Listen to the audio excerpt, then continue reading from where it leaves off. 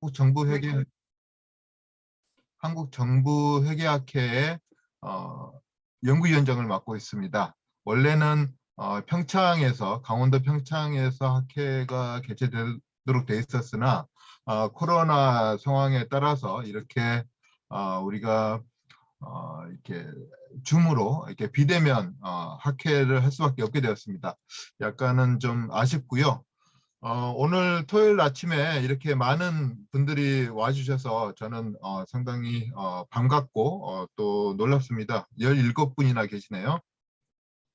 네, 상당히 반갑고요. 더구나 토요일 아침에 이렇게 비가 이렇게 서울 지역은 지금 이렇게 비가 차분히 내리고 있는데 상당히 좀 이렇게 토론하고 서로 간에 공부하고 할 수 있는 좀 좋은 분위기인 것 같습니다. 그러면은 먼저 이 세션에서 이렇게 발표를 하실 분들을 소개하도록 하겠습니다.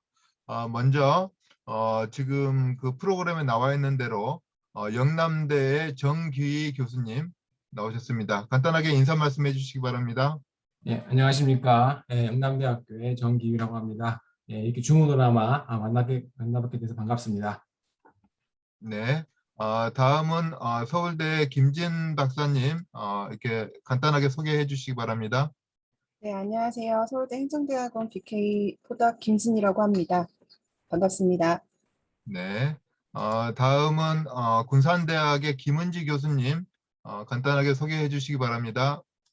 네, 안녕하세요. 군산대 행정학과의 김은지입니다. 반갑습니다. 네, 반갑습니다.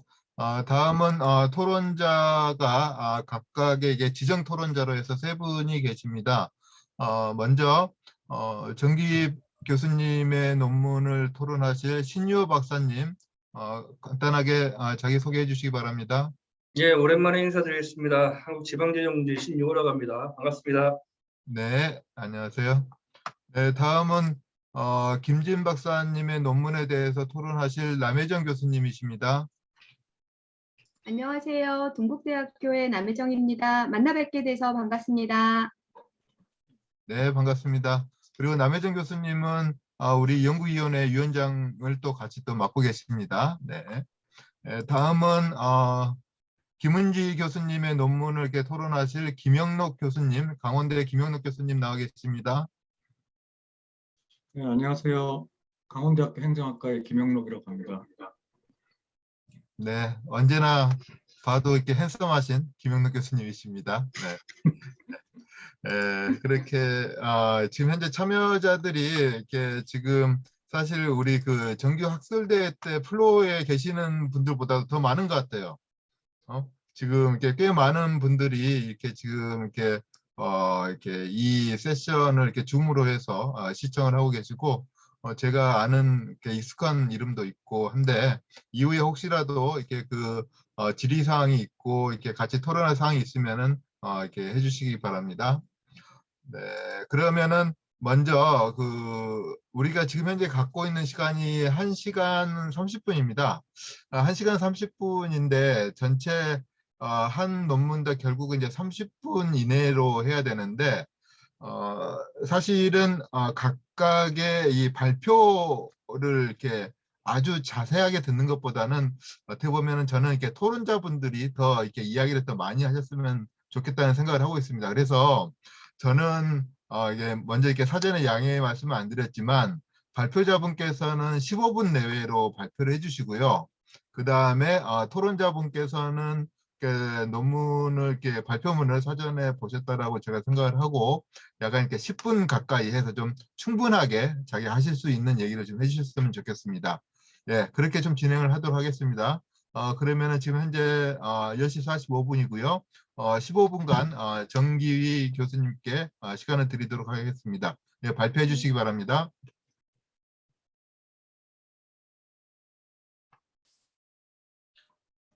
예, 안녕하십니까. 지금부터 발표를 시작하겠습니다. 제가 발표한 논문의 제목은 정부의 공공기관 이전 정책은 성공적인가? 한국부동산원 사례 분석입니다. 여러분도 보시다시피 본 논문에 저자가 좀 많습니다. 특히 이제 저를 제외한 저자들이 학부생들이고요. 그래서 이 논문을 시작하게 된 배경에 대해서 간단히 말씀을 드리자면 저희 영남대학교 회계세무학과에는 공기업 취업을 희망하는 그런 학부생들의 스터디 그룹이 있습니다. 제가 그 학생들을 지도를 하고 있고요. 그래서 이 대구 지역으로 이전한 공기업들 이제 재무제표를 분석하는 과정에서 나온 결과물이라고 보시면 되겠습니다. 그래서 학부생들이랑 좀 진행해서 조금 더 부족한 부분이 있지만 좀 좋은 조언 많이 부탁드리겠습니다. 그리고 최근에 한국감정원이 한국부동산원으로 이름이 바뀌었습니다. 그 부분도 참고해 주시면 감사하겠습니다. 자, 먼저 서론에 대해서 말씀을 드리겠습니다. 공공기관 지방 이전 정책은 전체 인구의 50%, 그다음에 행정 및 경제 및 행정 기능의 75%가 수도권에 집중이 되어 있는데 이러한 과밀화를 해소하기 위한 참여정부의 정책입니다. 2018년도 말 기준으로 153개의 공공기관이 12개의 광역시 도로 이전을 완료하였고요. 지금은 뭐 금융공기업, 산업은행이라든지 금융감독원 같은 공공기관에 대한 논의가 진행 중에 있습니다. 본 연구에서는 한국부동산원 사례를 이용을 해서 이러한 정부의 정책이 성공적이었는지를 확인하고자 하였습니다. 본 논문은 선행정부랑 차별되게 효율성 측면에서 본 연구의 정부 정책의 성공 여부를 판단하고자 하였습니다. 그러면 왜 효율성을 사용했는지에 대해서 말씀을 드리겠습니다. 먼저 혁신도시 시즌2 홈페이지에 보시면 정부의 지원 방안이 이전 기관 종사자들의 업무 효율성을 높인다. 그리고 업무 효율성을 최대한 지원한다라고 언급되어 있습니다. 그리고 공공기관 지방 이전 계획의 문서에 보시면 공공기관 지방 이전의 첫 번째 원칙이 이전 기관의 업무 효율성이 저하되지 않는다라고 되어 있습니다. 그래서 저희 저자들은 이 정부의 정책의 실효성을 평가할 수 있는 가장 적합한 방법으로 효율성을 분석하고자 한 것입니다. 그래서 이 부동산원 같은 경우는 2013년도 11월에 서울에서 이 대구로 이전을 하였습니다. 그래서 2013년도를 기준으로 이전 기간과 이후 기간의 효율성을 분석하였습니다. 그래서 분석 방법은 그 효율성을 분석하는 데 많이 사용되는 DEA 분석, 자료 포락 분석을 사용하였고요. 그다음에 연구의 강결성을 위해서 효율성 관련된 재무 비율도 사용을 하였습니다. 그리고 저희 논문은 이제 좀 더 공헌점이 다른 논문에 비해서 있는 게 효율성을 비교하였는데 그 효율성이 변화된 원인이 어디에 있는지 조금 더 세부적으로 들어갔습니다. 그래서 효율성이라고 하는 게 투입물분의 산출물이기 때문에 이 이전 기간과 이후 기간의 산출물과 투입물이 어떻게 바뀌어 있는지 살펴보았습니다. 그래서 이제 분자에 해당되는 산출물은 이제 공기업들은 이제 의무적으로 매년도 경영 실적 평가를 받게 되어 있습니다. 그래서 그 평가 보고서를 사용해 사업 성과 수치를 살펴보았고요. 그다음에 추가로 역시 또 수익성 관련된 재무 비율을 살펴보았습니다. 그리고 분모에 해당되는 투입물은 급여와 관련된 비용을 분석하였습니다. 이 급여와 관련된 비용을 분석한 이유가 이 공공기관이 지방에 이전하고 나서 이제 그 지방에 있는 공공기관 관계자들이 이제 서울 쪽으로 출장을 많이 오다 보니까 이런 쪽에서 업무에 비효율이 발생한다. 뭐 거리에서 쏟는 시간이 너무 많다. 비효율이 발생한다. 그런 지적들이 있어서 저희가 이전 기간과 이후 기간의 급여, 그다음에 이제 출장과 관련된 여러 가지 비용들을 추가적으로 분석을 해보았습니다. 공헌점을 말씀을 드리자면 공공기관 지방 이전과 관련된 초기 연구들은 예상하는 연구들이 많았습니다. 지방 이전에 따른 효과를 시나리오 분석 같은 것들을 이용을 해서 지역 경제에 미치는 효과를 검증한 연구들이 많았습니다. 최근에 데이터가 좀 쌓이다 보니까 각 학문 분야별로 다양한 연구들이 진행되었습니다. 경제학 쪽에서는 지역 경제에 미치는 영향, 그다음에 정책학 분야에서는 인구 집중 감소에 미치는 영향, 그다음에 경영학 분야에서는 인사조직 분야에서 직무 만족도에 미치는 영향들을 분석하였습니다. 이러한 선행 연구들이랑 비교해 봤을 때 본 연구의 공헌점은 해당 공공기관 입장에서 분석을 했다는 것입니다. 아무래도 공공기관 지방 이전 정책이 이 대상이 바로 공공기관이기 때문에 공공기관 입장에서 이 효율성을 분석을 하는 게 정책의 효율성을 판단할 수 있는 첫 번째 주된 이유라고 생각을 했고요. 그 다음에 두 번째로는 회계학적인 관점에서 평가를 했다는 것입니다. 즉 재무제표의 수치를 이용을 해서 DEA 분석, 그리고 또 재무 비율 분석 같은 것들을 실시를 하였습니다. 추가적으로 효율성이 변화된 원인을 조금 더 세부적으로 봄으로써 그 해당 공공기관 그리고 혁신도시 시즌2에 준비하는 관계자들에게 시사하는 바가 있습니다. 공공기관 지방 이전 정책에 대해서 간단히 말씀을 드리자면 보시다시피 각 지자체별로 산업의 특성이 있습니다. 그래서 이 대구 경북 같은 경우에는 산업진흥, 교육 이런 부분이 주된 산업 분야이고요. 그래서 이전하는 공공기관도 이러한 지역의 이 산업과 서로 업무 효율을 최대한 낼 수 있게 그렇게 공공기관 지방 이전이 진행이 되었습니다. 부동산원은 준시장형 공기업이고요. 그다음에 부동산의 가격 공시 이런 업무를 하고 있고 중요한 것은 2014년 8월 달에 서울에서 대구로 이전을 하였습니다. 분석 결과에 대해서 말씀을 드리겠습니다. 먼저 2013년도를 기준으로 해서 이전 기간과 이후 기간의 효율성을 분석을 해보았습니다. DEA 분석인데요. DEA 분석은 산출물과 투입물의 자료를 이용을 해서 효율성을 측정하는 방법입니다. 그래서 이 선 하나, 효율적 프론티어 선을 하나 찾아서 그 관측치들이 거기 떨어져 있는 정도에 따라서 효율성을 측정하는 방법입니다. 그래서 이 DEA 분석을 하는 데 있어서는 적절한 산출물과 투입물을 선정하는 것이 중요합니다. 본 연구에서는 선행 연구를 참고를 해서 재무제표 항목 가운데 산출물은 매출액과 영업이익, 투입물로는 인적 요소와 물적 요소로 나누어서 종업원 수와 급여, 총자산과 판매 관리비를 사용을 하였습니다. 여기 빨간색 네모에 보시면 어떠한 산출물, 어떠한 투입물을 사용하더라도 이전 기간에 비해서 이후 기간의 그 DEA 분석 결과 수치가 높다라는 것을 확인하실 수가 있습니다. 이제 이 DEA 분석 결과로만 놓고 보면 한국 부동산원은 지방 이전 정책은 성공했다라고 볼 수가 있습니다. 두 번째 분석은 효율성 재무 비율 결과입니다. 본 연구에서는 효율성 재무 비율로 총자산 이익률과 총자산 회전율을 사용하였습니다.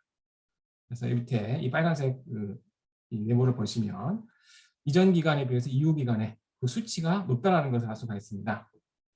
즉, 이 DEA 분석, 그 다음에 효율성 재무 비율 분석을 통해서 한국 부동산원의 경우에는 공공기관 지방 이전 정책이 그 주된 정책의 추진 목적인 효율성 측면에서는 그 목적을 달성했다라고 결론을 내릴 수가 있습니다.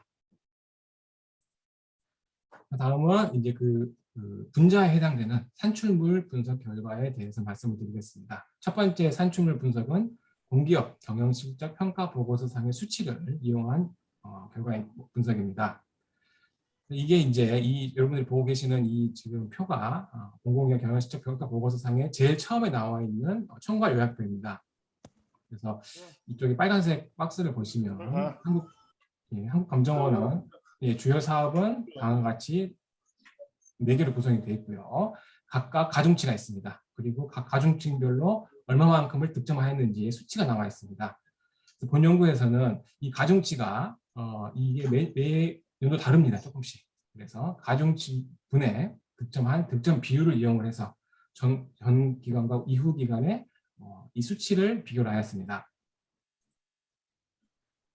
분석 결과를 보시면 이 첫 번째 표에 보시면 이전 기간은 0.7590, 이후 기간은 0.8106으로 이전 기간에 비해서 이후 기간이 조금 더 높다는 것을 확인하실 수가 있습니다. 그리고 이러한 수치는 각 한국부동산원의 사업별로 모든 사업에서 전부 다 그 수치가 높다는 것을 확인하실 수가 있습니다. 두 번째, 수익성 재무 비율 관련된 분석을 해본 결과를 말씀을 드리겠습니다. 수익성 재무 비율은 매출액 분의 영업이익인 매출액 영업이익률, 그다음에 매출액 분의 당기순이익률인 매출액 당기순이익률을 사용하였습니다. 분석 결과를 보시면 이전 기간에 비해서 이후 기간에 모두 다 수치가 증가하였다는 것을 확인하실 수가 있습니다. 그래서 이 산출물에 대한 분석 결과를 요약을 드리자면 경영 실적 평가 보고서상의 수치 그리고 재무 비율을 이용한 결과 수익성이 증가하였습니다. 이는 한국 부동산원이 이전 기간에 비해서 이후 기간에 효율성이 증가한 첫 번째 원인이 될 것입니다. 그거는 분자에 해당되는 기업이 성과를 많이 냈기 때문에 효율성이 증가한 것입니다. 마지막으로 투입물에 대한 분석 결과를 말씀을 드리겠습니다. 그리고 신문 기사에 보시면 지방에 이전한 한 관계자가 서울이나 세종시 등으로 출장을 하게 되면서 전부 다 출장비가 배로 든다. 그래서 1박 2일이 출장이 되면 비용은 더 증가한다라는 그런 기사를 볼 수가 있습니다. 그래서 저희가 이제 자율 출장으로 인한 비효율 문제가 발생하기 때문에 이거 급여와 관련된 부분에서 비효율이 발생하면 이게 또 지금 한국 부동산원의 효율성에 영향을 미치지 않았을까라고 놓고 이제 분석을 했습니다. 그래서 급여, 그다음에 이제 출장과 관련된 비용 포함을 해서 이 수치를 종업원 수로 나누어서 종업원 1인당 급여와 급여 외 항목들을 비교해 보았습니다. 비교한 결과 이전 기간에 비해서 이후 기간에 증가했다는 것을 확인하실 수가 있습니다. 자, 그렇지만 이 급여라든지 이 급여와 관련된 비용은 물가가 상승하면서 이 가치가, 이 금액이 커질 수가 있습니다. 그래서 이 물가 상승률과 임금 상승률을 통제하는 것이 더 중요한데요. 이 표에서는 임금 상승률과 물가 상승률을 고려해서 조금 더 세밀하게 분석을 진행하였습니다. 즉, 이게 보면 임금 상승률을 고려했다는 이야기는 뭐냐면 매년도 공무원들이 급여는 증가를 합니다. 그래서 매년도 일정한 금액이 증가하는 그런 명목 상승률에 해당되는 부분은 제외하고 정말로 이 비효율 때문에, 출장과 관련된 비효율 때문에 급여가 상승할 수 있는 부분들을 별도로 산출을 해서 그 수치를 종업원 1인당 급여를 나누었더니 그 재산출하고 나서도 결과가 이후 기간이 더 증가했다는 걸 아실 수가 있습니다. 그리고 물가 상승률을 고려를 했는데요.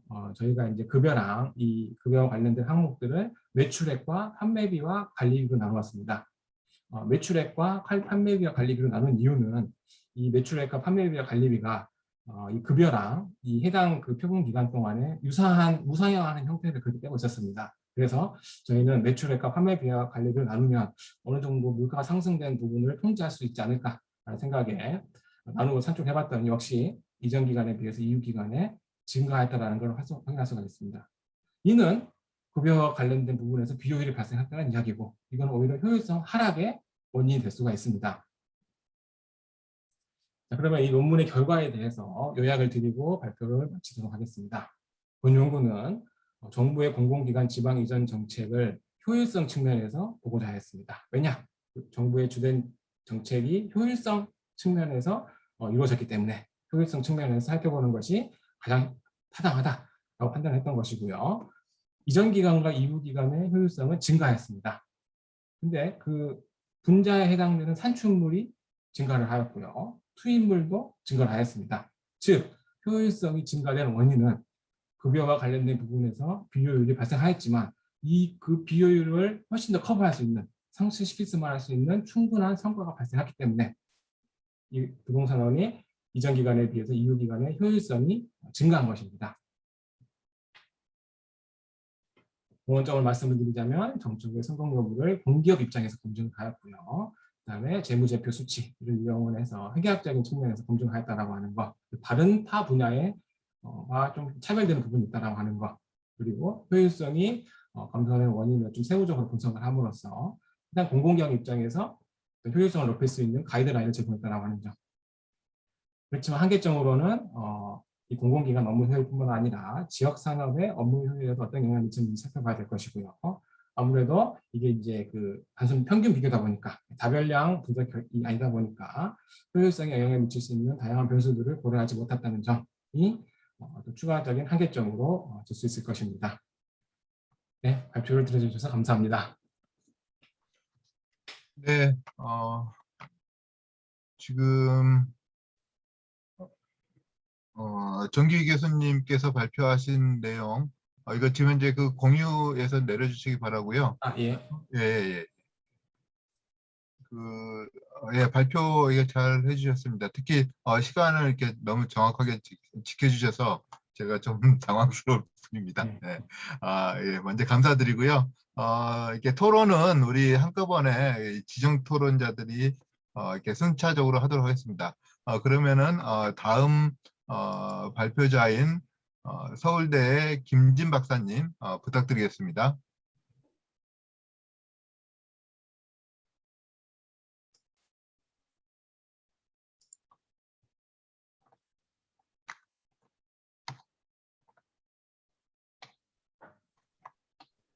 네, 다들 잘 보이시죠? 네, 잘 보입니다. 네, 시작하겠습니다. 서울대 행정대학원 BK 사업단 포닥 김진이라고 합니다. 먼저 이렇게 비 오는 토요일 아침에 여러 선배님들과 교수님들 온라인으로나마 뵙게 돼서 영광이라고 생각합니다.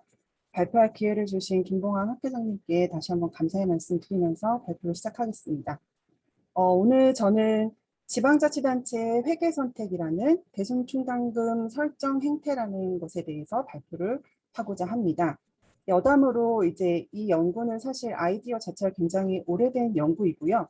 2016년에 지방재정공제에서 주최한 논문 공모전 입상작을 데이터와 그리고 이론적 논의를 대폭 수정해서 오늘 이제 좋은 기회에 남혜정 교수님뿐만 아니라 플로어에서 다른 분들의 좋은 코멘트를 듣고 조금 더 보완을 하고자 발표를 하게 되었습니다.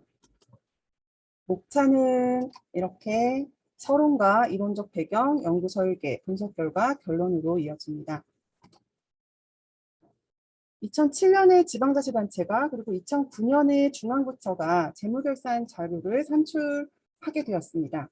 그 이후에 이제 행정학계에서는 조금씩 회계 관련 연구가 진행이 되고 있는데요. 그래도 민간에 비해서는 상대적으로 희박한 편이고, 다만 이제 김보환 교수님을 비롯해서 지자체 대손충당금 설정에 관한 연구들이 다소 존재하고 있습니다. 발생주의 복식부기 재무결산 정보를 통해서 정부의 재정 행태를 보다 정확하게 이해하고 재정 투명성을 높일 수 있다는 측면에서 이를 활용한 연구가 더욱 요구된다 할 것입니다. 기본적으로 대손충당금 설정의 목적이 미래 예상되는 어떤 미수채권이라던가 미수세금이 회수가 불가능할 것이라는 위험을 적절히 추정해서 자본 충실도를 높이고 현재 시점의 자산을 정확하게 평가하려는 것입니다. 그래서 국내 행정학 연구에서는 대부분 회계 보수주의 행태라고 이해되어 오고 있습니다. 사실상 민간에서는 뭐 C스코어라든가 재량적 대손충당금 설정이라든가 좀 더 정치하게 보고 있지만 현재 정부회계 분야에서는 대손충당금 설정만으로도 회계 보수주의를 보고 있다는 점에서 그 기존 연구들의 기여점이 충분히 있다고 인지를 하고 있습니다. 그럼에도 불구하고 대손충당금 비율을 다룬 기존 연구들이 좀 수 자체가 상대적으로 적고, 그리고 대부분 결정 요인에 관한 연구들은 광역지자체만을 대상으로 하고 있습니다. 그리고 최신 자료를 사용하지 않고 있어서 조금 더 최신 자료를 활용한 그리고 전체 지자체를 대상으로 한 연구가 필요하다라는 필요성이 있고요. 그리고 제가 알기로는 어떤 제도에 대한 전략적인 대응으로서 회계 선택을 바라본 연구가 거의 없었습니다. 제 연구는 전년도에 재정 페널티를 받아서 지방교부세가 줄어든 지방자치단체가 차년도에 대손충당금 설정을 어떻게 할 것인가에 관한 연구입니다. 이론적 배경을 먼저 보시면 대손충당금은 쉽게 말해서 세금을 이제 받아야 되는데 그것을 못 받을 것에 대한 예상되는 추정 금액을 재무제표에 표시해서 실질 평가액을 나타내고자 하는 재무결산 정보입니다. 대손충당금 설정 행태가 비용은 빠르게, 손익은 느리게, 그리고 비용은 확실하지 않아도 손익은 확실할 때 반영하는 보수적인 회계 행태의 대표적인 예로 이해할 수 있습니다. 하지만 기본적으로 보수적인 회계 선택이 어떤 이 대손을 인식하는 시점이라던가 기준을 결정할 때 재량성과 자의성이 일정 부분 존재하기 때문에 기존 연구들에서는 경영자 유인에 따라서 이익 조정의 수단으로 활용된다라고 보는 연구들도 있습니다.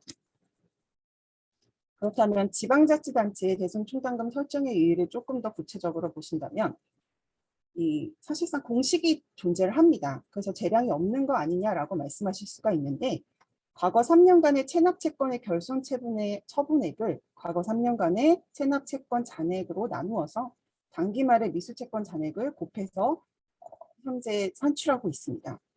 하지만 이를 준수하고 있는지에 대한 사후관리가 부족하고 그리고 결손 체납률 정보 또한 투명하게 공개하고 있지도 않아서 이익 조정까지는 아니더라도 대손충당금 비율 설정에는 일종의 재량이나 자의적인 어떤 자의성이 존재를 하고 있습니다. 그리고 현재 지방교부세를 반영할 때도 세수가 부족한 지방자치단체를 우선으로 하고 있기 때문에 체납세 징수를 좀 소극적으로 하고 있다는 점까지 고려를 한다면 이 결손을 추정하는 것 자체에, 즉 대손충당금 설정에 영향을 미치는 결손 처분액에 재량이 개입할 여지가 존재한다고 볼 수 있습니다.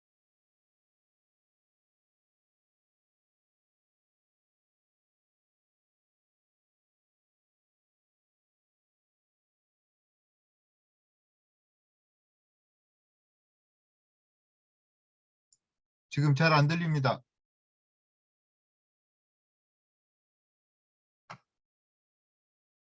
네, 김진 박사님.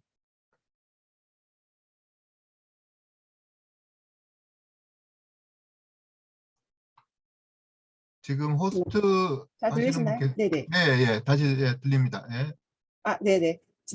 아마도 인터넷 연결이 조금 불안정해서 그런 것 같습니다. 죄송합니다. 계속 발표 진행하도록 하겠습니다. 체납자가 행방불명됐거나 혹은 대통령령으로 정하는 바에 따라 징수할 수 없다고 인정될 때, 이게 굉장히 재량성이 넓은 부분이라고 보실 수 있습니다. 그래서 2019년 기준으로 불납결손의 현황을 보시면 현년도에, 그러니까 즉 올해 아예 지방세를 받을 수 없다라고 처분을 내린 게 거의 13%에 가까이 내리고 있어서 좀 재량이 많이 존재하는 분야다라고 생각을 했습니다. 네, 다음으로 제가 보시면 지방교부세 감액제도와 지방재정 책임성을 가지고 왔습니다. 현재 행안부가 재정운영 책임성을 증진하기 위해서 지방교부세 인센티브와 페널티 제도를 운영하고 있습니다. 이런 지방교부세가 보통 주어진 다음에 감사원 감사라던가 정부 합동감사, 각 중앙부처 조사 등을 통해서 예산 관련해서 부정이 있거나 어떤 방만한 재정용을 했을 때 지방교부세를 감액을 하고 있습니다.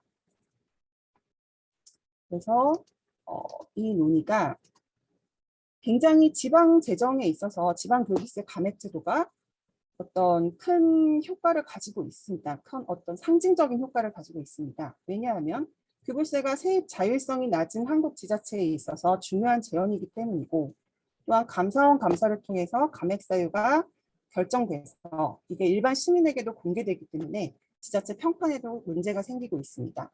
여기 보시면 이제 광주 전남의 굴욕이라는 표현으로 지방 언론에도 소개가 되고 있고요. 재정적 제재 제도로서 감액 사유가 보통 지방재정법 의무 위반 지출이라던가 관계법령을 위반하거나 예산을 과다 지출했을 때 혹은 지방세를 징수 태만했을 때 보조금 관련 의무를 미행하거나 어떤 국고보조금 관련해서 법령 위반 과다 지출이 있을 때 감액이 이루어지고 있습니다. 선행 연구들을 찾아봤을 때 지자체 대손 충당금에 관한 연구는 앞서 잠깐 말씀드렸다시피 광역 지자체만을 대상으로 하거나 자료의 한계가 존재하고요. 따라서 분석 결과를 일반화하는 데 조금 못 미친다고 볼 수 있습니다. 최신 지방자치단체 재무제표 자료를 사용한 연구가 필요하고요. 제가 원래 처음에 생각했던 일은 회계부정 혹은 이익조정이 회계보수주의에 어떤 영향을 미치는 가 관한 연구였는데, 보통 이제 여기는 공공조직 혹은 지자체 관련한 선행연구가 거의 전무하다시피 합니다. 그래서 어쩔 수 없이 민간기업의 회계학적인 선행 연구들을 참고할 수밖에 없었고요. 전통적 관점에서는 보수주의가 부정부패나 이익조정과는 어떤 마이너스 관계라고 주장을 하고 있습니다. 왜냐하면 회계보수주의가 경영자의 기회주의적인 행동을 제한하고 채권자와 주주의 이익을 보호하는 행태이기 때문입니다. 하지만 반면에 정해관계를 가지고 있다라고 주장한 연구들이 있는데, 이들은 어떤 계약이 위반됐을 때 오히려 채권자로부터 소송을 당할 위험에서 벗어나기 위해서 미리 회계를 보수적으로 처리한다고 보고 있습니다. 그래서 대손충당금 설정에 관한 연구들에 있어서도 보통 거의 은행권에 대한 연구들인데요. 주어진 재량권을 최대한 활용하면 오히려 보수주의적인 회계 처리가 경영자의 이익 조정의 수단으로 사용될 수 있다고 보고 있습니다. 혹은 수요자 측면에서도 오히려 좀 통제가 제대로 이루어지지 않거나 어떤 지배구조가 좀 안 좋은 기업에 대해서는 회계보수주의에 대한 수요가 채권자들이나 투자자들이 높아지기 때문에 보수적인 회계 처리를 한다라고 보고 있습니다. 이런 내용들이 근데 거의 다 민간기업의 대상으로 한 연구였기 때문에 제가 바로 지자체 대손충당금에 관한 연구로 가져올 수가 없었고, 다른 선행 연구들을 많이 참조를 해봤습니다. 여기 지금 신유 박사님께서도 와 계신데, 지방자치단체의 지방교부세 감액 및 인센티브 처분이 정책 수능의 효과를 가져오는가에 대한 연구에서 아이디어를 차용을 했습니다. 즉 인센티브보다는 페널티 제도에 조금 더 적극적으로 반응을 해서 전년도에 페널티를 받았다면 다음 연도에는 페널티를 받지 않기 위해서 노력을 할 것이라는 연구들이 존재를 합니다. 이 연구들이 굉장히 좀 획기적이고 좋은 기여점이 있었음에도 불구하고 종속 변수로서 차년도 감액 및 인센티브 처분을 다시 받는지 아닌지 여부만을 보셨기 때문에 저는 여기에 조금만 더 보태서 대손충당금을 어떻게 설정하는지에 대한 것을 보고자 했습니다. 그래서 예산 관련 부정 적발로 인해 발생한 재정 페널티에 지방자치단체가 어떤 회계 선택을 할 것인가, 지방교부세가 지방재정에 미치는 영향을 고려했을 때 이 페널티를 전년도에 받은 지자체는 다음 연도에 보수적인 회계 선택을 할 것이다 라는 연구입니다. 연구 설계를 보시면 자료는 2014년부터 2019년 전체 지방자치단체 대상으로 했고요. 종속 변수는 이제 그해 다음 연도 미수세금 대손충당금 비율이고, 독립 변수와 통제 변수는 시차를 두어서 역의 인과관계성을 좀 통제하고자 했습니다. 그래서 주요 독립 변수는 재정 페널티가 됩니다. 예산 관련해서 부정으로 적발이 됐는지 여부, 혹은 부정 횟수가 많은지, 그리고 교부세 대비 감액 비중이 어떠한지를 통해서 보았습니다. 랜덤 및 고정효과 분석을 수행을 했고요. 이제 보시면 기술 통계를 먼저 보시면 굉장히 미수세금 대손충당금 비율은 전반적으로 낮아지고 있습니다. 전체로 봤을 때는 16%였는데 13%로 좀 점차 감소하고 있고요. 보시면 광역, 요 주황색의 광역인데요. 광역이 제일 높고 조금 다 전반적으로 점차 감소하고 있습니다. 그리고 박스 플롯을 보셨을 때도 이제 광역하고 다른 지자체가 조금 차이가 있다는 점을 봤을 때 전체 지방자치단체를 대상으로 분석을 하는 연구가 좀 필요하다는 필요성이 있습니다. 그래서 정규 분포도 약간씩 차이가 있고, 네, 평균적으로는 전체 약 14.67%이고 좀 다양하게 분포가 되고 있습니다. 다음으로 독립변수의 기술 통계를 보시면 지방교부세는 이제 감액 사유가 법령 위반 과다 지출이라던가 수입 징수 태만, 지방채를 발행하는 데서 승인을 안 받고 발행을 한다든가 이런 식으로 나타나고 있고요. 법령 위반 과다 지출이 대부분 가장 많이 차지하고 있습니다. 분석 결과를 보시면 랜덤이든 고정이든 상관없이 전년도 지방교부세가 감액이 발생했을 때 차년도 대손충당금 비율은 높아지는 경향을 보이고 있습니다. 이는 지방교부세가 감액이 된 지자체가 그렇지 않은 지자체에 비해서 대손충당금을 높게 설정하고 있고, 부정적발 횟수가 많을수록 그러하고 교부세, 전체 교부세 대비 감액 금액 비중이 높다면 이게 또 대손충당금 비율을 높게 설정해서 이제 약간 지방 정부의 경우에 재정 페널티에 대한 대응으로서 차년도 교부세 감액을 또 피하고 지자체 평판을 고려해서 보다 보수적으로 재정을 운용하고 있다는 일종의 시그널로 해석할 수 있겠습니다. 사실상 이제 미국 회계 부정 기업의 보수주의가 높다라는 연구 결과와 유사한데, 이들이 해석한 것은 민간 기업이 부정을 숨기기 위해서 어떤 그 재정 운영 결과를 좋게 보이는 걸 포기하고 보수적인 회계 선택을 한다라고 보고 있는데, 이를 이제 지방자치단체의 경우는 투자자나 채권자들의 이해관계자들의 중요성이 상대적으로 낮아서 이것만 적용하는 것은 무리가 있다고 보았고요. 그래서 어떤 낮은 재정 분권이라던가 행안부나 상위 정부로부터의 재정적 통제를 받고 있는 현실을 감안할 때 지방교부세의 어떤 재정 페널티 제도를 통해서 보수적인 재정 운영을 하고 있다라고 해석을 할 수 있을 것 같습니다. 결론적으로 지방재정 행태에 대한 보다 회계 정보를 활용한 연구가 굉장히 더 많이 필요한데, 대손충당금 설정 행태에 영향을 미치는 요인의 하나로 지방교부세 감액 제도를 제시하였고요. 전년도 재정 페널티 제도에 대한 대응으로서 지방자치단체는 차년도에 대손충당금 비율을 높게 설정하고 있었습니다. 그래서 어느 정도 교부세 감액 제도가 보수적인 회계 선택에 영향을 미치고 있음을 시사하는 연구 결과라고 할 수 있겠습니다. 제 발표는 여기까지입니다. 경청해 주셔서 감사합니다. 네, 김진 박사님 수고하셨습니다. 특히 시간 잘 지켜주셨고요. 더구나 이 대선 충당금과 관련해서 이 재정 책임성, 특히 이렇게 그 회계 보수주의 관점에서 이렇게 논의하시는 것은 상당히 좀 이렇게 의미가 있고요. 제가 사실은 이 대선 충당과 관련해서 특히 이게 지방세 미납분에 대한 추징 내지는 이런 활동들이 사실 우리 이제 정부 회계학회라든지 학계에서 많이 이야기가 되어지면서 지자체들이 상당히 좀 노력을 하고 그다음에 의회에서도 상당히 좀 이렇게 아마 의회 그 속기록 같은 거 보면 나오는데 지속적으로 이렇게 문제 제기를 해요. 많은 이렇게 지자체들 의회라든지 그러니까 이런 부분들이 있어서 좀 그런 부분이 있고 아마 이제 그 오늘 그 토론하시는 분께서 좀 이야기를 하시겠지만 그 이제 통계 분석에서 지금 이렇게 패널 분석한 것과 관련해서 지금 제가 봤을 때는 약간 좀 특이 사항이 좀 보여서 이따가 좀 같이 좀 논의를 같이 하도록 하시죠. 그다음에 아까 그 정기 교수님 이야기하신 것에 대해서 사실 제가 공공기관에 대해서 많은 연구를 하고 있어서 그러한데 이따 그 토론자분 이야기하실 때 저도 좀 가능하면 같이 좀 이야기를 좀 하도록 하겠습니다. 예, 마지막으로는 김은지 교수님의 논문을 보도록 하겠습니다. 예, 발표해 주시기 바랍니다.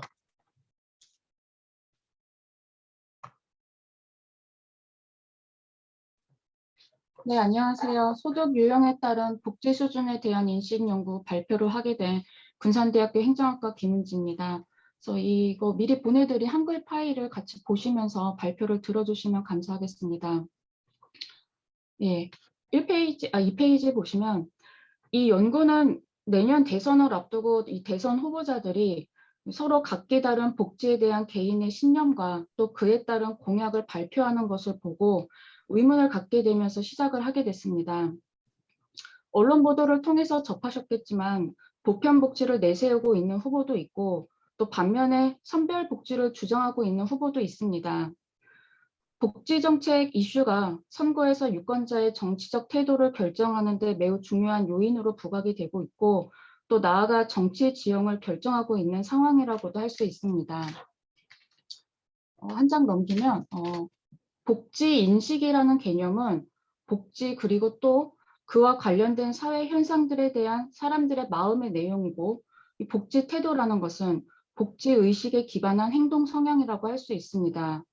다시 말해서 복지에 대한 인식이 복지에 대한 감정과 인상, 또 가치와 신념 그 자체라면 복지 태도란 그에 기반한 행위 성향이라고 할 수 있습니다. 이 사회 구성원의 복지 인식은 복지 비용과 조세 문제, 소득 재분배, 국가의 역할에 대한 이념적 역할 등 개념적으로 상이한 하위 구성 영역을 포괄합니다. 복지 태도는 단순하게 복지 정책과 복지 제도에 대한 사람들의 반응뿐만 아니라 복지 재정의 수준, 증세, 소득 재분배, 국가의 역할 등에 대한 사회 구성원의 인식의 흐름을 파악하도록 도와줍니다. 이 복지 인식과 관련된 기존 연구들은 이미 많이 수행이 되어 왔습니다. 국민의 복지 인식에 영향을 미치는 요인으로 성, 연령, 교육 등 다양한 변수들을 들고 있고 또 대체로 여성은 노동시장에서 남성보다 더 많은 차별을 받고 부양과 양육의 부담 등으로 복지제도에 의존하는 경향이 높기 때문에 남성에 비해서 복지 친화적 인식을 갖는 것으로 알려져 왔고 연령 변수의 경우 고령자일수록 복지 의존적 경향이 강하기 때문에 복지 확대를 선호하고 또 교육 변수의 경우에 교육 수준에 따라서 복지에 대한 가치관에 직접적인 영향을 준다고 알려져 왔습니다. 그중에 개인적 차원에서 사회적 지위는 복지정책 지지도를 결정하는 중요한 요인으로 간주됩니다. 특히 소득은 복지 인식에 영향을 미치는 매우 중요한 요인으로 많은 기존 연구들에서 활용이 되었습니다. 소득 변이는 복지 인식을 예측하는 대표적인 변인으로서 일반적으로 저소득 계층은 고소득 계층보다 친복지적 성향을 가질 것으로 예측되었습니다. 그런데 가구소득의 경우에 이 단순히 절대적 소득 수준의 측면을 볼 것이 아니라 최근에 자산소득, 사적 이전소득, 근로소득, 부동산 보유 여부 등 소득 구성이 다양화되고 있는 상황에서 여러 소득원의 특성에 따른 복지 수준 인식에 대한 고려가 필요하지 않나 하는 의문점이 들었고 이것을 실증 분석을 통해서 한번 분석을 해보고자 했습니다. 4페이지 보시면 본 연구에서 활용한 자료는 재정 패널입니다. 그래서 가장 최근 데이터인 12차 연도 자료를 활용했고요. 이것을 바탕으로 우리나라 가구의 소득 유형의 특징을 간단하게 설명을 드리려고 했는데 시간 관계상 넘어가도록 하겠습니다. 5페이지부터 9페이지까지 서술되어 있고요. 본 연구의 주요 관심사인 실증 분석 파트 12페이지를 같이 봐주시겠습니다. 복지에 대한 재정 패널의 분석의 설문은 복지의 축소가 필요하다를 1, 적정하다를 2, 확대가 필요하다 3 이렇게 세 가지의 잠정적 응답지를 제시를 하고 있고요. 이 해당 선택지들은 이산형 변수임은 명확하지만 그 순서를 이 단일한 선상에서 비교할 수 있는가가 문제가 될 수 있습니다. 지금 보시고 있는 표는 기술 통계 결과인데요. 이 기술 통계를 통해서 일부 독립 변수들과 복지 인식에 대한 변수 간의 관계를 가늠해 봤을 때 일부 변수들이 복지 인식에 대한 각 응답의 빈도와 단일한 방향으로 관련되어 있지 않다는 점을 확인할 수 있었습니다. 예를 들어 교육 변수의 경우에는 중학교 이전과 고등학교 또 대학교와 대학원 수준으로 비교했을 때 복지 축소가 필요하다라는 응답과 복지 확대가 필요하다라는 응답 모두의 비율이 증가하였고 또 적정하다는 응답의 비율이 감소했습니다. 또 비록 그 크기가 뚜렷하지는 않지만 평균 소득 역시 이 복지 수준을 현재 수준보다 축소할 필요가 있다라는 응답과 확대할 필요가 있다라는 응답을 한 경우가 이 공통적으로 적정하다라는 응답에 비해서 상대적으로 높게 나타나고 있고 또 소득이 있는 경우로만 제한한 경우에도 비슷한 결과를 보이고 있습니다. 따라서 각 변수가 복지 인식에 대해서 축소, 적정, 확대 혹은 그 반대 방향으로 일관적으로 영향을 미친다라고 볼 경우에 이 해당 변수들의 영향을 잘못 분석할 수 있는 그런 우려가 있고요. 그래서 그런 점을 반영해서 저는 복지의 수준이 적정하다라고 응답한 경우를 기준으로 해서 어떠한 요소들이 복지의 축소 또는 확대가 필요하다라고 인식하는 데 영향을 미쳤는지에 대해서 이 다항 로지스틱 회계 분석을 통해서 살펴보고자 했습니다. 그래서 이번 연구에서는 축소, 적정, 확대 등 이 세 범주로 구성된 종속 변수 중에 적정을 기준으로 해서 모형을 설정했고요. 이 14페이지에 이 모형을 같이 봐주시면 되겠습니다. 이 연구가 밝히고자 하는 것은 유사한 수준의 사회경제적 배경을 가진 경우에 소득 구성의 차이가 복지 인식에 영향을 미치는지 여부입니다. 이를 위해서 유형별 소득 변수뿐만 아니라 성별, 교육 수준, 연령 등 개인의 특성 요소도 포함했습니다. 그렇지만 동일한 배경을 가진 경우에도 개인의 특성에 따라서 복지에 대한 인식이 다를 수가 있고 그렇지만 재정 패널의 패널 구성이 무작위로 추출된 표본에 가깝다고 본다면 각 개인의 특성 역시 확률적으로 추출된 특성으로 볼 수 있습니다. 이것을 반영하여 패널 자료를 활용한 임의 절편 모형을 적용을 했고요. 이 14페이지 식에서 마지막 항의 경우에 개별 응답자가 가지는 보유값으로 확률 분포를 따르는 것으로 가정을 했고 이 자료를 통해서 추정을 했습니다. 결과적으로 해당 값에 따라서 각 응답자는 서로 다른 절편을 가질 수가 있습니다. 이 모형에서 X는 관심 변수 및 사회 경제적 특성의 통제 변수들로 구성된 벡터이고 크게 이번 연구의 대상인 가구원 개인의 소득 특성을 전체 소득 대비 근로소득의 비율, 또 순사업소득의 비율, 자산소득의 비율을 통해서 분석을 하고 추가적으로 연령, 성별, 교육 수준, 정치 성향, 혼인 상태 이것 등으로 측정한 가구원 개인의 특성, 또 가구원 순자산으로 측정한 가구의 경제적 능력, 가구원 개인의 소득으로 측정한 개인의 경제적 능력을 모두 포함합니다. 추가적으로 정부 지원 경험을 포함해서 복지제도에 대한 노출에 의해서 나타날 수 있는 인식의 변화를 고려했습니다. 교육 수준의 경우에는 최종 학력으로 측정을 하였고요. 고등학교 졸업 미만을 시작으로 해서 고등학교 졸업, 전문대학 졸업 이상의 세 범주를 더미 변수로 포함하였습니다. 정치 성향의 경우에 재정 패널에서 5점 척도를 바탕으로 매우 진보, 다소 진보, 중도, 다소 보수, 매우 보수로 측정하고 있는데 이것은 이제 연속형 변수로 간주해서 포함을 했습니다. 그래서 이 해당 변수의 증가가 더 보수적인 성향을 나타낸다고 볼 수가 있고 감소는 상대적으로 더 보수적인 성향을 나타낸다고 이해할 수 있습니다. 그래서 정부 지원 경험 같은 경우는 노령연금과 기타로 구분했는데 그래서 노령연금의 경우에는 사회경제적 환경에 관계없이 연령에 따라 주어지는 것이기 때문에 이 다른 복지제도와 차이가 있을 것으로 판단을 했고요. 또 추가적으로 연도별 사회 전반의 변화를 통제하기 위해서 연도 고정 효과를 모형에 포함했습니다. 결과를 보시면 19페이지가 조금 표가 앞이랑 잘렸는데요. 이 분석 결과 이번 연구 주요 관심 변수인 소득 구성과 관련된 변수를 살펴보는데 이 앞서 모형에 포함한 다른 사회 경제적 변수들을 살펴보면 다음과 같은 결과를 보이고 있습니다. 먼저 가구원 특성 중에 뚜렷한 효과를 보이는 것은 연령의 증가함에 따라서 복지 확대가 필요하다라고 응답할 확률이 감소했고요. 다른 변수들을 평균 수준으로 가정했을 때 50대의 경우에는 복지의 확대가 필요하다라고 응답할 경우 확률이 27%로 30대에 비해서 낮은 것으로 나타났고요. 또한 미혼, 기혼, 이혼 및 사별 순으로 복지 확대에 대한 인식이 강한 것으로 나타났습니다. 다른 수준이 평균일 때 복지 확대의 필요성을 응답할 확률은 21%, 27%, 30% 수준으로 변하는 것으로 나타났고요.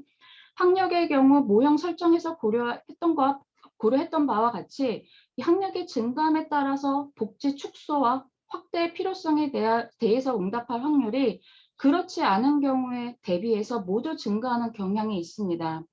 또 정치적 성향의 경우 일반적인 인식과 같이 보수적일수록 복지 축소를 응답할 확률이 진보적일수록 확대가 필요하다라고 응답할 확률이 그렇지 않은 경우보다 커지는 것으로 나타났고 가구원 소득에 대해서는 소득의 크기가 통계적 유의성을 보이진 않지만 소득 활동 여부가 통계적으로 유의미한 것으로 나타났습니다. 소득 활동을 하는 경우에 다른 조건이 평균적인 수준일 때 이 복지 축소가 필요하다라고 인식할 확률이 11%로 소득 활동을 하지 않는 경우인 7%보다 약 3%포인트 높게 나타났고 또 복지 확대가 필요하다라고 인식할 확률이 약 25%로 소득 활동을 하지 않는 경우에 비해서 낮게 나타났습니다. 가구 순자산의 경우에는 평균에 가까운 3억 원을 기준으로 해서 가구 자산이 1억 원 증가할 때 복지 축소 필요성을 인식할 확률이 약 22%에서 약 30%로 8%포인트 높아진 것으로 나타났고 또 복지 확대 필요성을 인식할 확률이 13%에서 약 9%로 4%포인트 감소한 것으로 나타났습니다. 정부 지원 경험에 있어서는 흥미롭게도 이 정부 지원 경험이 있는 경우에 오히려 복지 확대에 대해서 인식할 확률이 그렇지 않은 경우의 확률보다 더 높게 나타난 것으로 나타났고요. 작아지는 것으로 나타났고 노령연금의 경우에 이 수급 경험자가 복지 축소의 경우에는 약 4%포인트 더 높게 또 복지 확대의 경우는 또 약 4%포인트 낮은 확률을 보였습니다.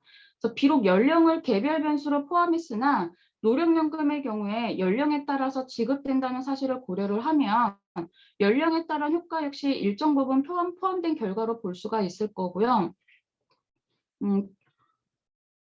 기타 정부 지원 경험이 있는 경우에 복지 확대가 필요하다라고 인식할 확률이 그렇지 않은 경우에 비해서 낮게 나타났다. 그래서 이거는 소득이 낮은 계층이 오히려 보수적인 정치 성향을 보인다라는 것으로 해석이 가능한데 이 부분에 대해서는 향후 추가 논의가 필요한 부분이라고 생각합니다. 그래서 결론적으로 다른 변수들을 평균 수준으로 고정한 후에 이 소득 구성과 관련된 변수들이 복지 인식에 미치는 영향을 분석한 결과 근로소득만 가진 경우에는 다른 조건이 평균 수준일 때 복지 확대가 필요하다라고 응답할 확률이 약 29%, 또 순사업소득이 100%일 경우는 복지 확대가 필요하다라고 응답할 경우가 약 26%, 또 자산소득이 100%인 경우는 복지 확대가 필요하다라고 응답한 확률이 약 17%로 나타났다라고 요약을 할 수가 있고요. 이것은 다른 조건에 동일할 때 상대적으로 자산 소득이 높은 경우에 이 복지 확대의 필요성을 인식할 확률이 상대적으로 낮은 것으로 판단할 수 있습니다. 또 소득 활동을 하는 경우가 소득 활동을 하지 않은 경우에 비해서 복지 제도의 축소가 필요하다라고 응답하는 오수가 약 1.5배 높게 나타났고, 또 복지 제도의 확대가 필요하다라고 응답하는 오수가 또 0.7배 수준으로 낮게 나타났고요. 이것도 소득 활동의 여부가 소득 및 자산에 영향을 통지한 이후에도 복지 제도에 대한 인식에 영향을 미친다는 것을 확인시켜주는 결과라고 할 수 있습니다. 또 소득의 구성에 있어서도 동일한 소득 또 자산을 가진 경우에 아까 말씀드린 것처럼 근로소득의 비율이 낮을수록 복지 축소를 또 근로소득의 비율이 높을수록 복지의 확대가 필요하다라고 인식하는 빈도가 높게 나타날 수 있음을 보여주고 있습니다. 노령연금 및 기타 사회복지제도 유경험자들은 오히려 복지 축소가 필요하다라고 응답한 빈도가 높은 것으로 정리할 수 있습니다.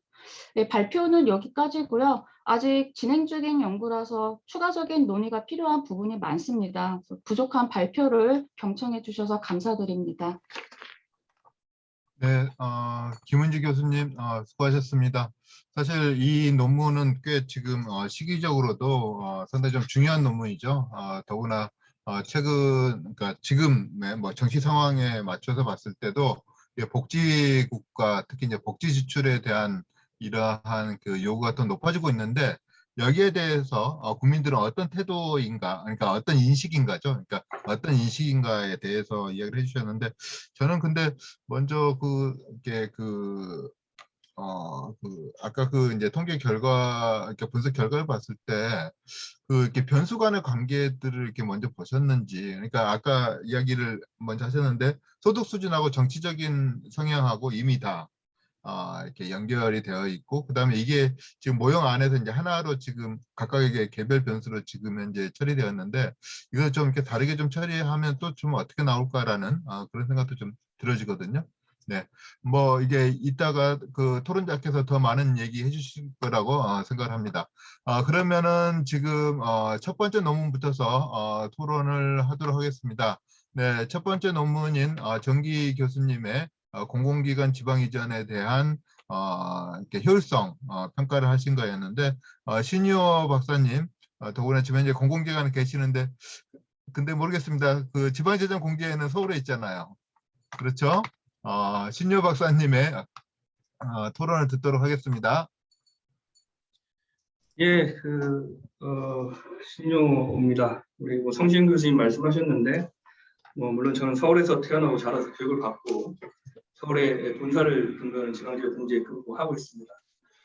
근데 2018년도 2월 달에 그 균형발전위원회 정책연구관으로 2년 동안 파견을 했고요. 그다음에 저희 한국지방재정공제에는 회원의 상호부조의 그 성격에 따라갖고 전국의 또 그 광역의 지부들이 근무하고 있습니다. 그래서 누구보다도 그 수도권 내에서도 그 지역간 불균형이 있기 때문에 이런 그 지역간 불균형을 해소하기 위한 이런 그 중요한 그 정책들을 실증하려고 하셨던, 특히나 우리 제자분들하고 이런 수준 높은 논문을 발표를 하신 우리 정기 교수님께 페이퍼를 보면서 굉장히 흥미있고 굉장히 기쁘게 봤습니다.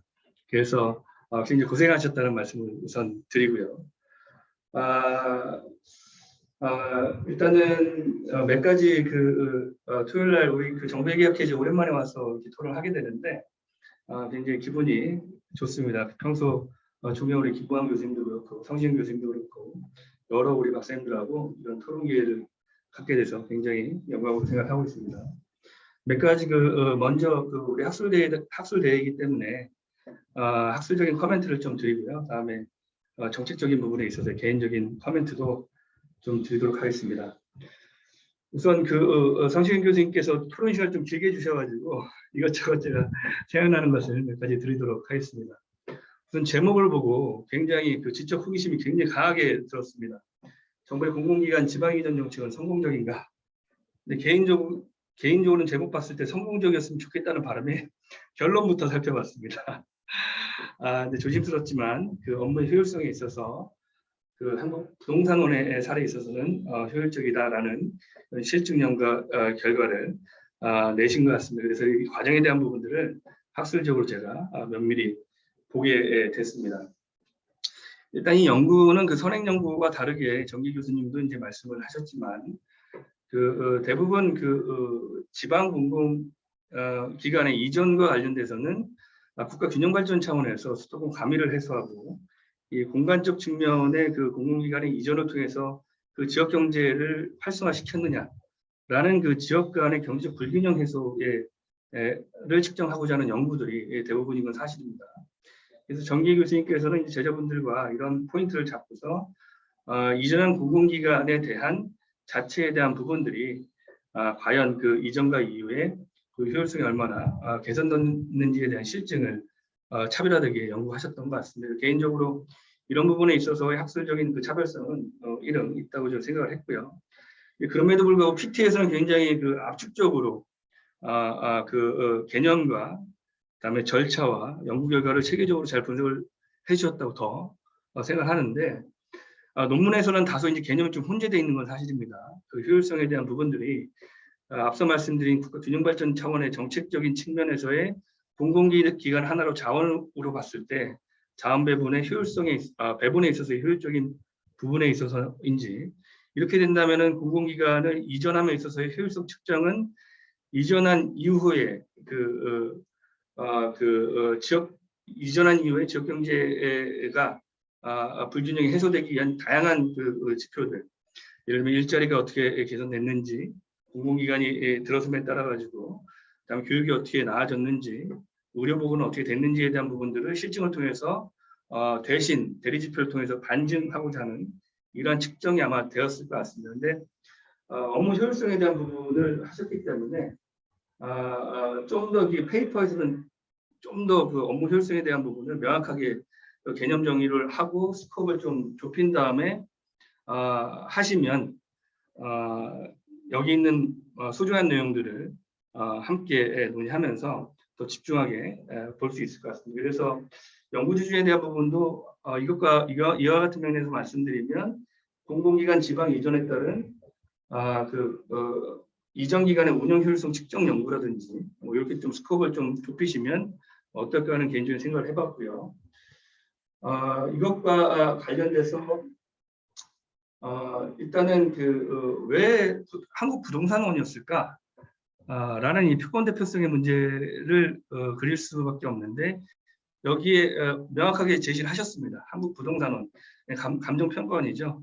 2014년도에 그 이전 계획에 있어서 69개 기관 중에 제일 먼저 이전한 대상 기관이다. 이런 히스토리컬리한 이런 명분이 있기 때문에 굉장히 표본 대표성은 있을 것 같다라는 생각을 했습니다. 근데 이제 두 번째 이제 학술적 측면에서의 그 연구 모델과 이제 측정에 대한 부분을 좀 말씀을 안 드릴 수가 없을 것 같은데요. 일단 여기 이제 운영 효율성을 분석하기 위해서 DA 모형을 쓰셨습니다. 근데 우리 정기 교수님도 이제 언급을 하셨지만 DA 모형은 전형적인 non-parametric approach죠. 쉽게 말씀드리면 상대적 효율성을 측정하는 겁니다. 상대적 효율성을 측정한다는 것은 여기에 나와 있는 DMU, 이게 한국 부동산원인데요.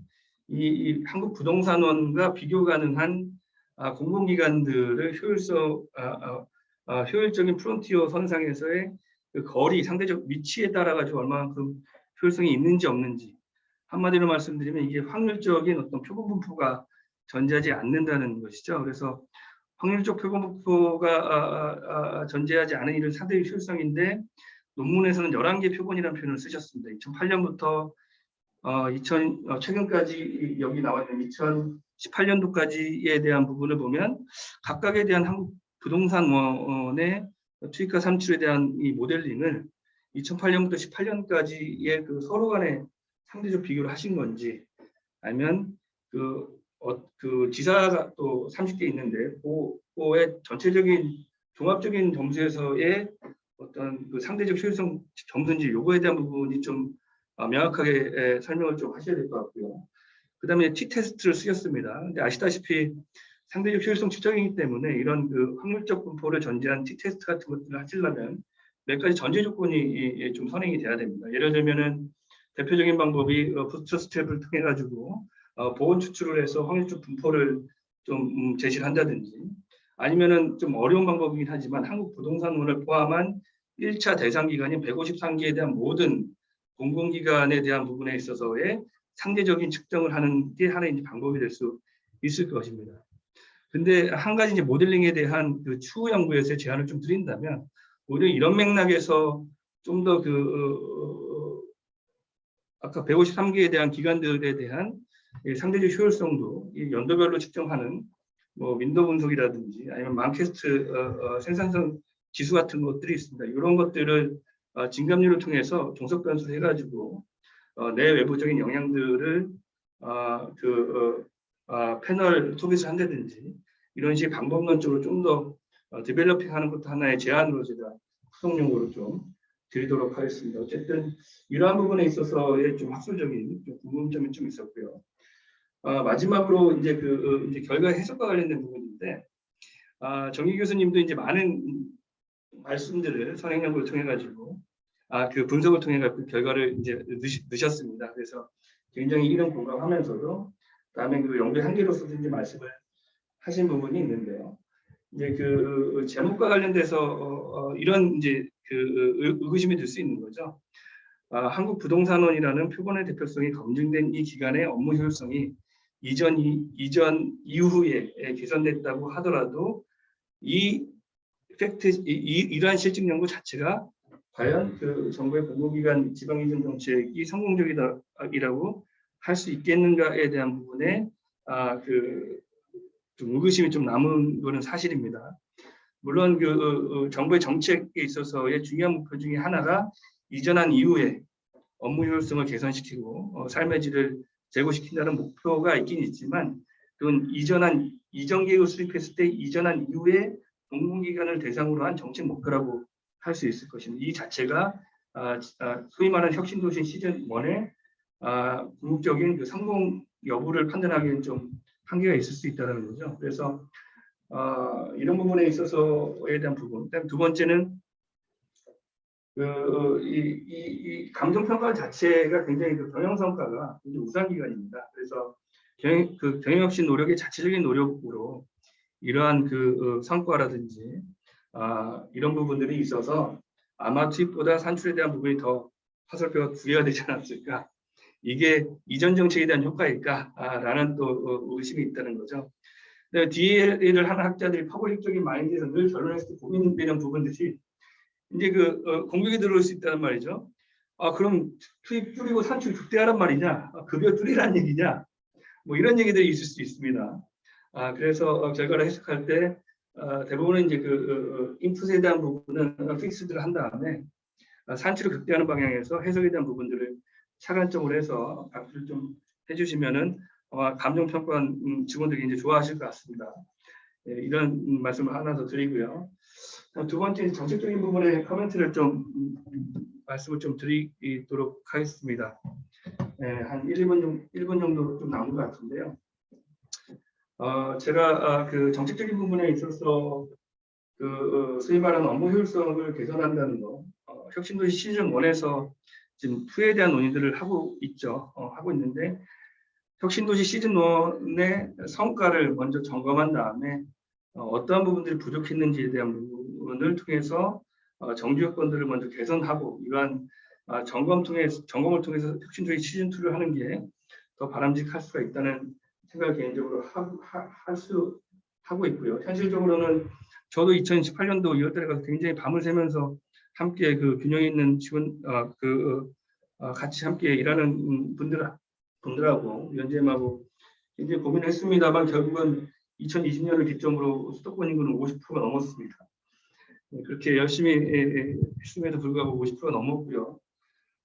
다음에 결론에서 언급하셨지만 일자리, 그다음에 기업의 이전, 교육, 정규 여건들에 대한 부분들도 크게 나아졌느냐에 대한 부분들은 아직까지도 퀘스천 마크가 있습니다. 그래서 이런 부분들을 있을 때도 이제 균형 발전 지표를 개발해야 늘 측정을 하고 삶의 질에 대한 부분을 측정을 해가지고 좀 더 나아지는 부분들을 정책 실증적인 부분에서 좀 팩트를 체크해서 하려는 노력들이 있었는데 이러한 그 정 교수님의 제자분들과 한 이런 연구도 굉장히 소중한 연구가 될 것 같습니다. 그래서 앞으로도 지속적인 관심을 좀 갖고서 했으면 좋겠고요.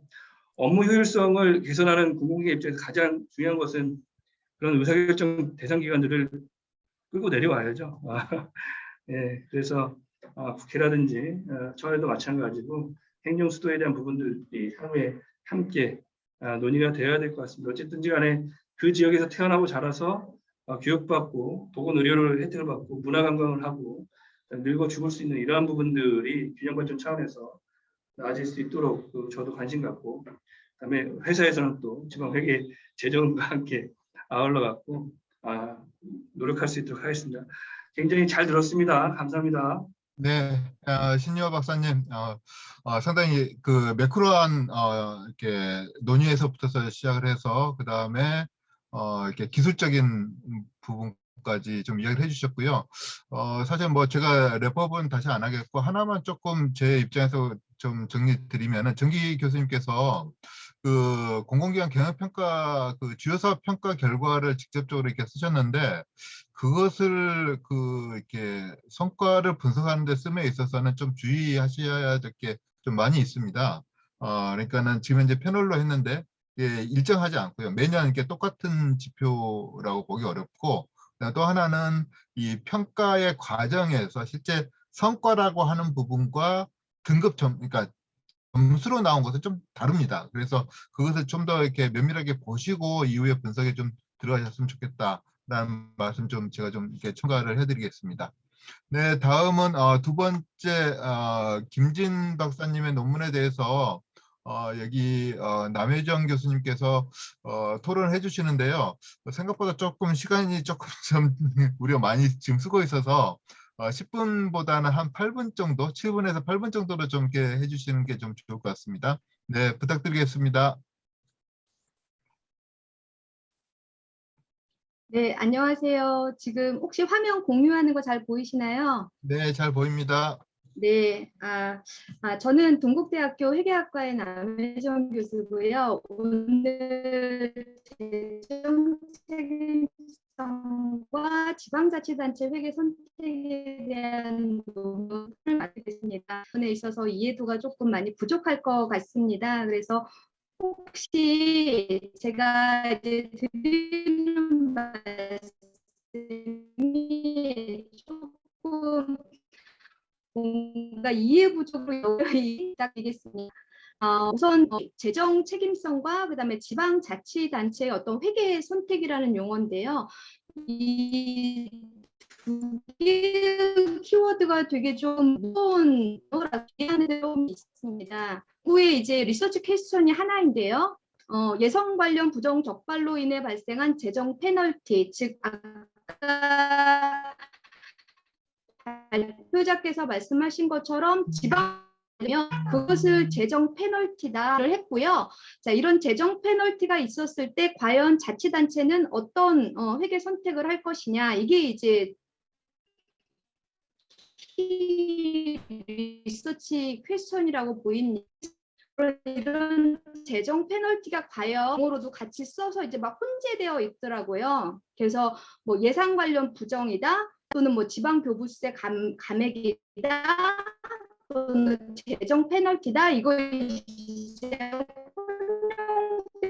하나의 뭐 프락시로 이제 보신 것 같은 그 부분이 좀 와닿지가 않았어요. 이 지방교부세 감액과 관련된 이런 항목들을 보면 뭐 미희행이라든지 또는 뭐 과다 지출이라든지 이런 항목들이 있는데 그 지방자치단체에서 하시는, 그러니까 미인지, 즉 고의성이 있느냐 없느냐도 되게 좀 중요한 포인트인 것 같거든요. 이런 고의성을 우리가 판단할 수 없다면 그것을 이제 부정에 대한 프락시로 보는 것이 적절한가 의문이 들었습니다.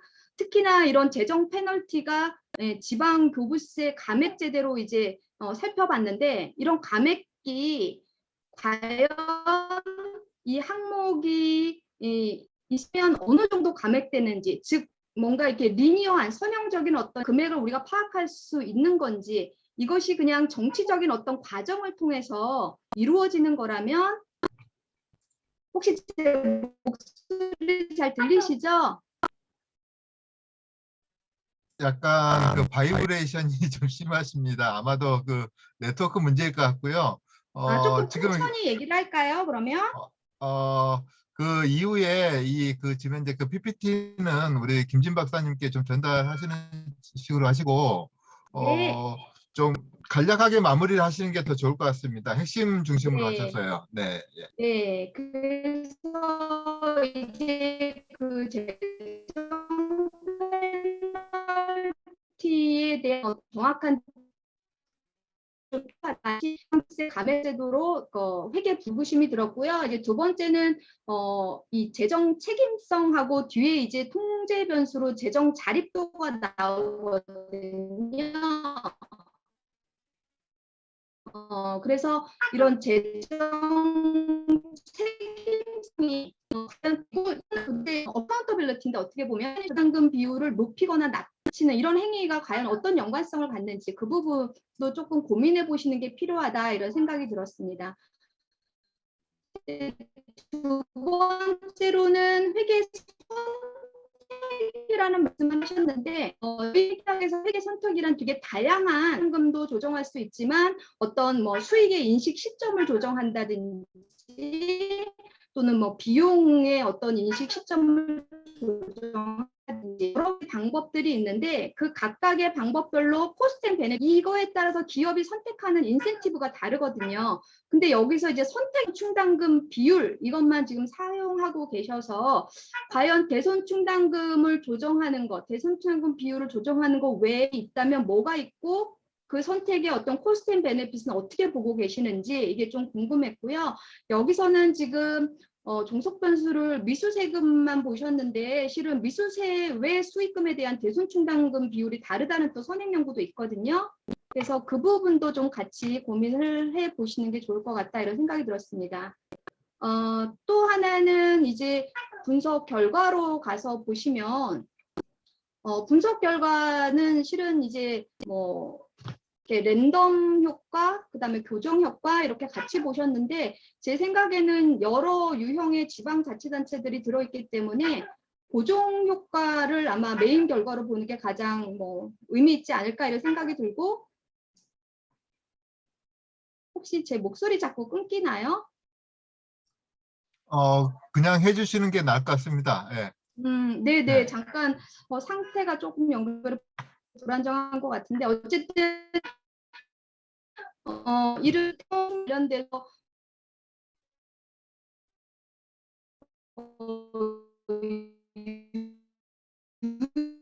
유일하게 나온 거는 교부세거든요. 케이스였 실제 이게 감액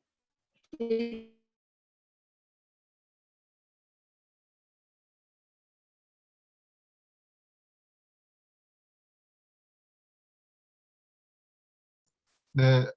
남혜정 교수님 지금 잘 안 들리는데요. 짧게 그 마무리 해주시면 좋을 것 같습니다. 아마도 그 네트워크 문제가 있어서 이렇게 지금 의사 전달이 안 되시는 것 같은데 교수님께서 그 PPT 자료를 이렇게 뭐 공유해 주셨고 했으니까 그 자료를 저희 뭐죠 학회에 전달해 주시면은 저희들이 그걸 이렇게 좀 이렇게 직접 김진 박사님께 전달하도록 하겠습니다. 네, 연결 네. 상태가 좀 많이 불안정한 것 같아서요. 네, 제가 예. 토의 자료는 김진 박사님한테 전달하도록 하겠습니다. 네, 예, 예, 그렇게 해주십시오. 사실 근데 이미 그 말씀하신 것 중에서도 이렇게 아까 뭐 고정 효과를 보는 게 낫겠다. 그 다음에 미수 세금보다는 미수세 수입에 대해서도 좀 이렇게 같이 봤으면 좋겠다라는 얘기도 하셨고, 그 다음에 실제로 이게 이제 그 지자체에서 이렇게 선택을 하는 사항이냐에 대해서, 그러니까 우리가 이제 그 보수주의라고 했을 때는, 그러니까 자신들이 선택을 실제로 하는 것과 관련해서 봐야 되지 않겠느냐 이 이야기 하셨던 것 같아요. 상당히 좀 중요한 얘기를 이미 하셨고요. 이게 다른 얘기는 저희들이 못 들었습니다만은 그래도 그 자료를 통해서 김진 박사님께서 보시면 좋을 것 같습니다. 네, 마지막 토론자이신 김영록 교수님 많이 기다리셨습니다. 부탁드립니다. 네, 안녕하세요. 강원대학교 행정학과의 김영록입니다. 제 목소리 잘 들리시죠, 저는? 네, 잘 들립니다. 네. 네, 다행입니다. 오늘 그 우리 학회장님하고 우리 위원장님 고생을 많이 하셔가지고 좋은 자리가 만들어져가지고 참 다행스럽게 생각합니다. 다들 건강 유의하시고 또 조만간에 좀 뵀으면 좋겠습니다. 우리 이제 김은지 교수님 논문을 제가 아주 흥미롭게 봤는데요. 저는 뭐 개인적으로 이런 논문을 굉장히 좋아합니다.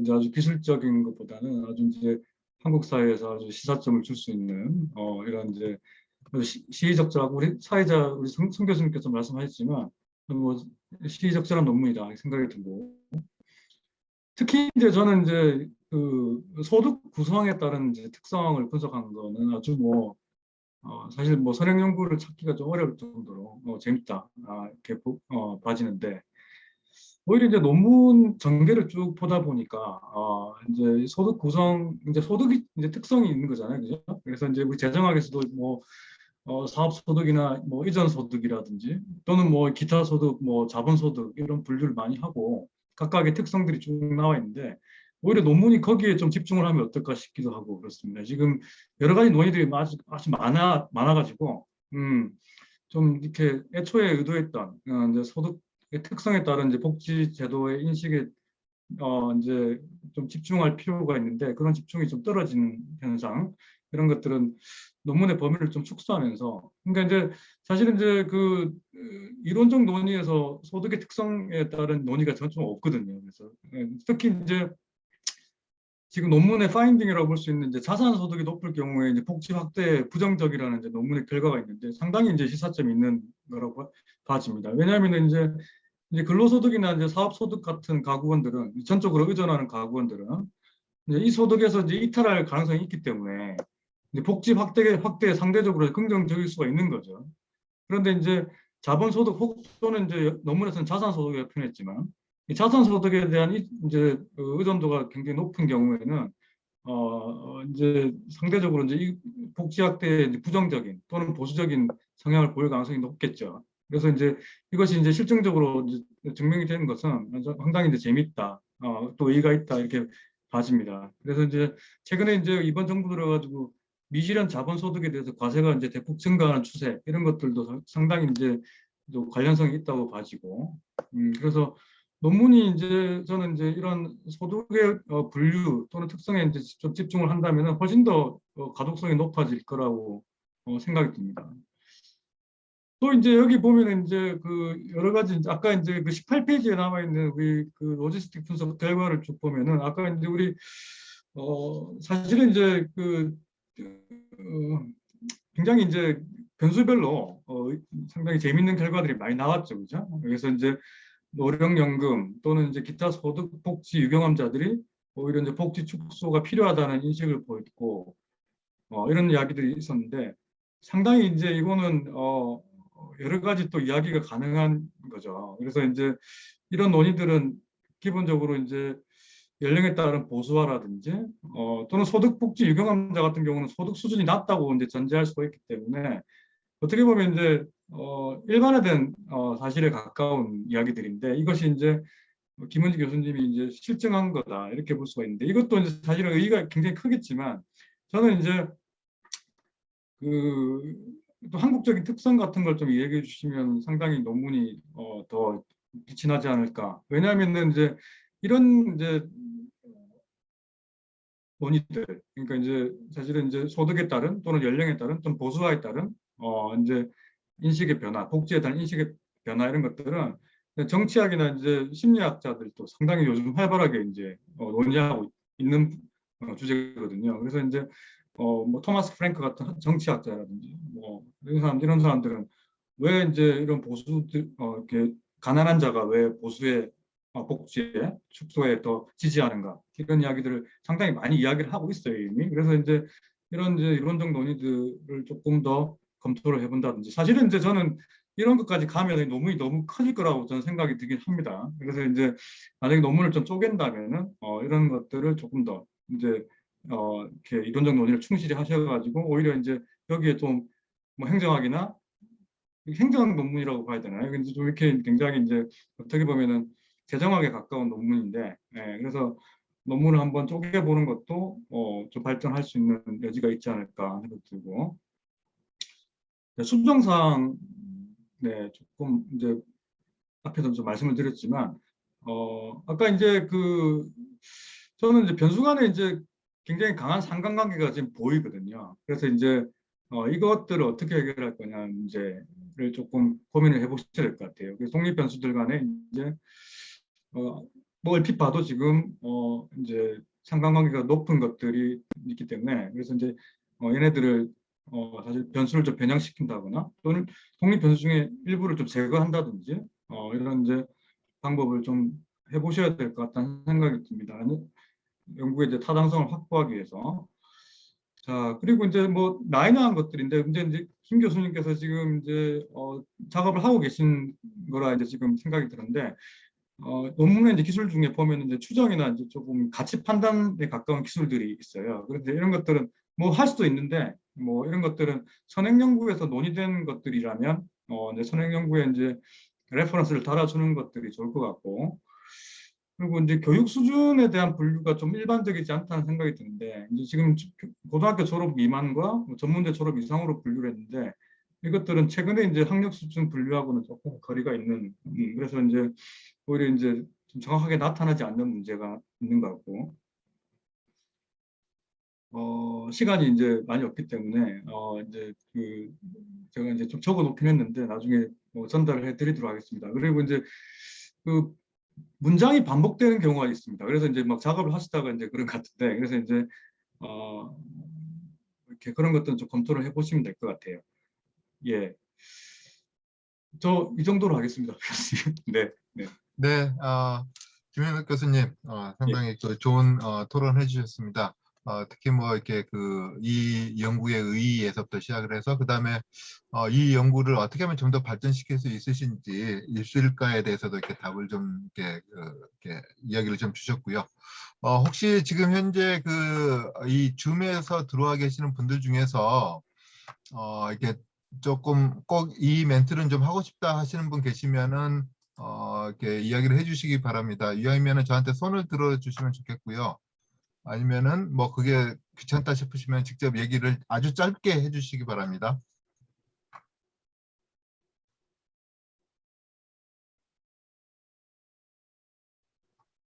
네, 사실 12시간 넘어서 다들 이렇게 점심시간, 물론 이렇게 주말에도 이렇게 나와서 다들 하시는 것이 쉽지 않지만 이렇게 좀 발언을 이렇게 좀 자제하시는 것 같고요.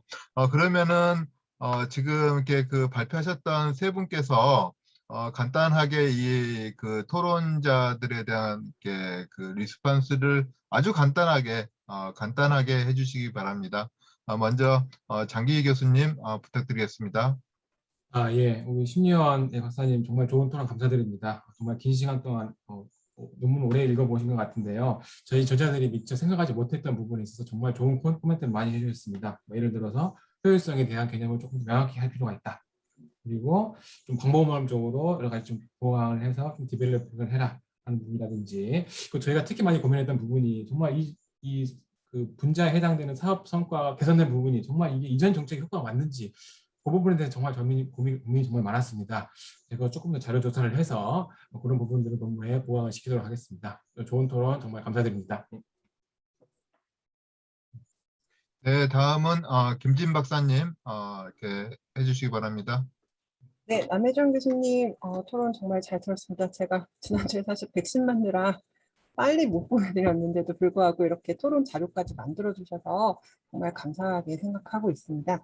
말씀 주신 사항 사실 네트워크가 잘 안 돼서 제가 다는 못 들었지만 그 PPT 자료를 통해서 좀 보자면 용어의 혼재 부분이라던가 어떤 논리적인 부분들, 그리고 이제 도용에 있어서도 사실 의문점이 저 스스로도 잘 이제 파악을 하고 있습니다. 확실히 교수님 관점에서 보셨을 때 너무나 잘 이제 지적을 해주셔서 그런 부분들 이제 투고할 때는 더욱더 보완을 해서 논리적인 부분들, 또 모형적인 부분들 보완하도록 하겠습니다. 좋은 말씀 감사드립니다. 네, 마지막으로 김은지 교수님 말씀해 주시기 바랍니다. 네, 김영록 교수님 좋은 말씀 감사드립니다. 이거 제가 발표 자료를 보내면서도 부족하다고 생각했던 그런 부분들이 많았는데 그런 부분에 대해서 잘 정리해 주셔서 정말 감사드리고요. 오늘 말씀 주신 내용들 다 잘 유념해서 연구를 잘 진행해서 마무리해 보도록 하겠습니다. 감사합니다. 네. 네, 지금까지 한국정부회계학회 2021년도 학예학술대 지금 이렇게 분과 1, 4세션이죠. 그러니까 세션 4의 분과 1 재정과 정책에 대한 논문 발표와 토론을 진행을 했습니다. 어떻게 하다 보니까 사회자가 가장 잘 해야 되는 것 중에 하나가 이제 시간을 맞추는 건데요.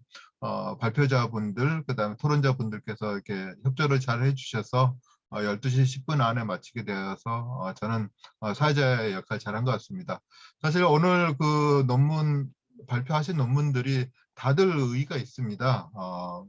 지금 여러 그 정치적으로나 아니면은 우리 이제 정책적으로나 상당히 의미들이 있고요. 이런 논문들이 좀 더 이제 기술적으로 또 이제 보완이 되어지고 그다음에 또 좀 더 많은 논의들을 더 이끌어 왔으면 좋겠습니다. 예. 오늘 발표해 주신 세 분, 정기 교수님, 김진 박사님, 김문지 교수님 수고하셨고요. 그다음에 토론해 주신 우리 신유호 박사님, 그다음에 남효정 교수님, 그다음에 김영록 교수님 네, 모두 감사드립니다. 그리고 같이 줌을 통해서 이렇게 참여해 주신 모든 분들께도 감사드립니다. 네, 이상으로 학회 세션을 마치도록 하겠습니다. 네, 모두들 수고하셨습니다. 고생하셨습니다. 좋은 주말 되세요. 수고하셨습니다. 네. 네, 감사합니다. 네. 고맙습니다. 수고하셨습니다.